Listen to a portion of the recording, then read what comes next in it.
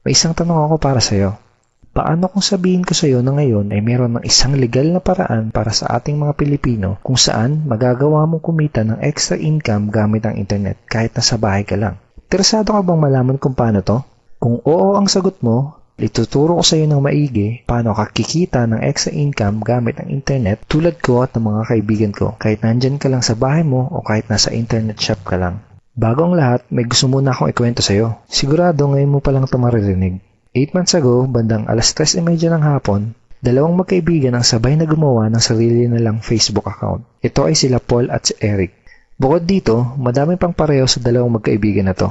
Pareho sila ng eskwelahang pinanggalingan, pareho sila ng kurso natapos, pareho silang pamilyado na. Pareho silang empleyado nagtatrabaho ng walang oras araw-araw, parehong nakikipagsiksikan sa MRT pagpapasok ng trabaho, parehong sumasahod kada kinsenas katapusan, parehong nagbabayad ng mga utang pagkasahod, at pareho din silang gustong makaahon sa hirap ng buhay. Pagkalipas ng ilang buwan, nagka-chat uli sa Facebook ang dalawang magkaibigan. Si Paul ganun pa din. Araw-araw pa din siyang stress sa pagtatrabaho ng walang oras araw-araw. Madalas pa siyang mag-overtime kaya wala na siyang oras sa pamilya niya. Balak niya na ding mag-abroad dahil kulang na kulang ang kinikita niya para sa kanyang pamilya. Nalulungkot man siyang umalis dahil ayaw niyang malayo sa pamilya niya pero wala siyang choice kung hindi magsakripisyo.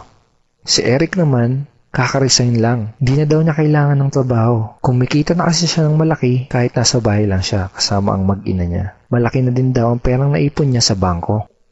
Gusto mo bang malaman kung anong pinagkaiba nila? Si Paul gumagastos at nag-aaksaya lang ng oras sa tuwing mag-i-internet. Si Eric naman, ginamit niya ang Facebook at internet para kumita at magnegosyo. May tanong uli ako sa'yo.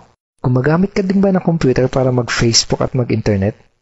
Kung gusto mo din malaman kung paano mapagkakakitaan ng oras na ginugugol mo sa pag-i-internet, ang kailangan mo lang gawin ay fill upan ang form na nasa ibaba.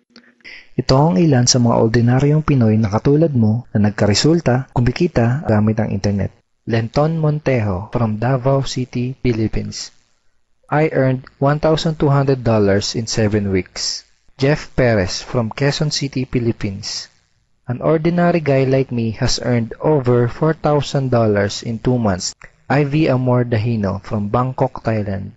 Highly recommended opportunity. I've just mentioned this to my friends. Kiko Javier from Davao, Philippines.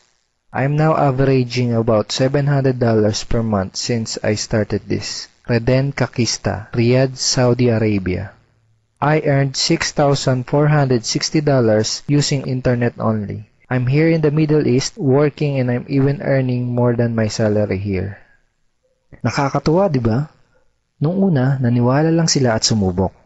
Ang maganda, pwede ding mangyari sa iyo mga to. Kung gusto mo na ding matutunan kung paano kikita gamit ang internet,